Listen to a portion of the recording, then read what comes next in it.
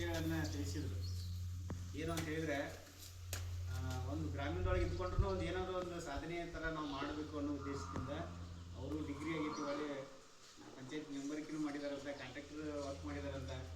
ಅವನ್ನೆಲ್ಲ ಸುತ್ತಾಡ್ಕೊಂಡು ಬಂದು ಮತ್ತು ನಮ್ಮ ಊರೊಳಗೆ ನಾವು ನಮ್ಮನ್ನು ಗುರುತಿಸ್ಬೇಕಂತೇಳಿ ವರ್ಕ್ ಮಾಡೀವಿ ಅಂತ ಹೇಳಿದರು. ಹಾಗಾದರೆ ನಿಮ್ಮದೆಲ್ಲ ಏನು ಪಾತ್ರ ಅನ್ನೋದಾದರೆ ಈ ಒಂದು ದಿನದ ಮೂಲಕ ನಾವು ಏನಾದರೂ ನಮ್ಮ ಕುಟುಂಬಕ್ಕೆ, ನಮ್ಮ ಗ್ರಾಮಕ್ಕೆ ಒಂದು ಏನಾದರೂ ಒಂದು ಕೆಲಸ ಮಾಡಬೇಕು ಅನ್ನೋದನ್ನು ತಲೆಯಾಗಿ ಬೆಳೆಸ್ಕೋಬೇಕು.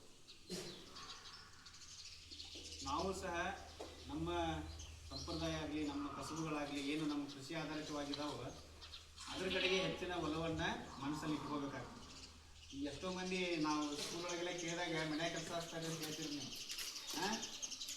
ಅದು ಟ್ರೈನಿಂಗ್ ಇದ್ದಂಗೆ ಅದ, ಎಲ್ಲ ಕೈ ಬಿಟ್ಟರು ಅದು ನಮ್ಮನ್ನು ಕೈ ಬಿಡೋದಿಲ್ಲ. ಮನೆ ಕೆಲಸ ನಮ್ಮದೇನು ಕುಟುಂಬದಿದ್ದಾವೋ ಅದನ್ನು ಮಾಡುವಂಥದ್ದು.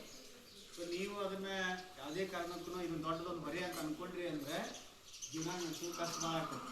ಈಗ ಅವ್ರಿಗೆ ಇಡೀ ಜಗತ್ತಿಂದೆಲ್ಲ ಮಾಹಿತಿ ಬರ್ತೈತಿ, ಆದರೂ ನೋಡೋ ಏನು ಬರ್ತದಾಗೈತಿ, ಹೆಂಗೆ ಅದಾರ ಅವ್ರು ಇಲ್ಲಿ ಸಿಂಪಲ್ಲಾಗಿ. ಸೊ ಅದನ್ನು ನೋಡ್ಕೊಂಡು ನಾವು ಮುಂದೆ ಹೆಂಗೆ ಹೆಚ್ಚಿಡ್ಬೇಕು ಅನ್ನೋದನ್ನು ಮಾಡಬೇಕಾಗ್ತೈತಿ. ನೀವು ನಮ್ಮ ಮನೆಯೊಳಗೆ ಇರ್ತಕ್ಕಂತಹ ಕೃಷಿ ಆಧಾರಿತವಾದಂಥ ಚಟುವಟಿಕೆ ಆಗಿರ್ಬೋದು, ಪ್ರಾಣಿಗಳಾಗಿರ್ಬೋದು, ಅವುಗಳ ಬಗ್ಗೆ ಕಾಳಜಿ ಮಾಡೋದಾಗಿರ್ಬೋದು, ಜೊತೆಗೆ ಇನ್ನು ಫ್ಯೂಚರ್ ಒಳಗೆ ಸರ್ಕಾರಿ ಕೆಲಸ ಆಗಲಿ ಅಥವಾ ನಾವು ಓದಿದ ಬಳಿ ಕೆಲಸ ಸಿಗ್ತೈತೆ ಅನ್ನೋದು ಏನಾದರೂ ತಲೆಯಾಗಿ ಇಟ್ಕೊಂಡ್ರೆ ನೋಡ್ರಿ, ಜೀವನದೊಳಗೆ ಸಾಲಿಗಳು ಫೇಲ್ ಆದ್ರೆ ಜೀವನದಾಗ ಫೇಲ್ ಹಾಕೋಬೇಡ್ರಿ. ಜೀವನದಾಗ ಮಾಡ್ಬೇಕಂದ್ರೆ ರಗಡು ಉದ್ಯೋಗ ಅದಾವ. ಸರ್ಕಾರಿ ಜೀವನದಾಗ ಯಾರು ಫೇಲ್ ಆಗಬೇಡ್ರಿ. ಹೌದಾ? ಜೀವನದಾಗ ನಮ್ಗೆ ಭಾಳ ಅಪರ್ಚುನಿಟಿ ಇದಾವ. ಅದೇ ಹೇಳಿ, ಡಿಗ್ರಿ ಮುಗಿಸ್ರಿ ಎಲ್ಲ ಹೇಳಿದ್ರು ನನ್ನ ಮಾತಿನಾಗೆ. ಆದ್ರೆ ಈಗ ಏನಾಗೈತಿ, ಇವತ್ತಿನ ದಿನದೊಳಗೆ ನಾವು ಹೊರಗಿಂದಕ್ಕೂ ಭಾಳ ಎಡಿಟ್ ಆಗಿದ್ದಂಗೆ ನಮ್ಮ ಮನಸ್ಸು ಆಗಾಕತ್ತಿರ್ತಾವ. ಅದಕ್ಕೆ ಇಂಥ ನೀವು ಇರ್ತೀರಿ, ಅವ್ರ ಜೊತೆ ಬೆರಿತೀರಿ, ಕೇಳ್ತೀರಿ ಹೆಂಗೆ ಮಾಡೋದು, ಏನು ಮಾಡೋದು ಅಂತೇಳಿ.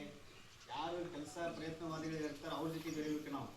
ಹಂಗೆ ಪಾಲ್ತು ಅಡ್ಡಾಡ್ತಿರ್ತಾರಲ್ಲ, ಒಳ್ಳೆ ಬಂತಡಿ ಈಗ ಬಂತಡಿ ಅಂತೇಳಿ ಅಂಥ ಜೊತೆಗೆ ಹೆಚ್ಚಿಗೆ ಬೆರೆಯಕ್ಕೆ ಹೋಗ್ಬೇಡ್ರಿ. ನೀವು ನಿಮ್ಮ ಮನೆಗೆ ಒಂದು ಸ್ವಲ್ಪ ಆದರೂ ಹೆಲ್ಪ್ ಆಗೋ ರೀತಿಯೊಳಗೆ ಕೆಲಸ ಮಾಡಿರಿ.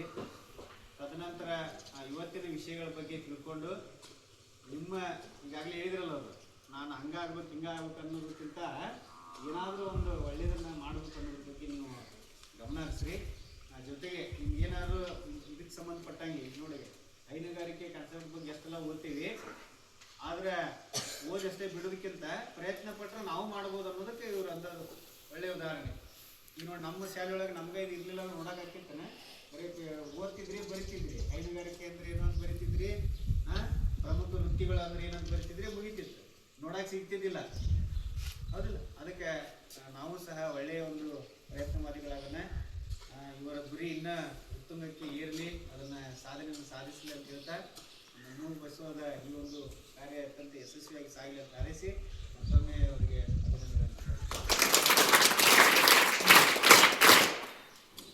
ಇನ್ನೊಂದು, ನೀವು ನೌಕರಿ ಮಾಡಿದ್ರೆ ಮತ್ತೊಬ್ರು ಕೆಳಗೆ ನೌಕರಿ ಮಾಡೋದಾ, ನಿಮ್ಮ ಯಾರು ಮತ್ತು ಅದನ್ನು ಮಾಡಿದ್ರೆ ಮಾಡೋದು ಅವ್ರನ್ನ ಉದ್ಯೋಗ ಮಾಡಿರಿ, ನೀವೇ ಮಾಲಕ್ರಿ, ನೀವೇ ರಾಜ್ಯ, ನಿಮ್ಮ ಕೈಯಾಗ ಹತ್ತು ಕೆಲಸ ಮಾಡ್ತಾರೆ.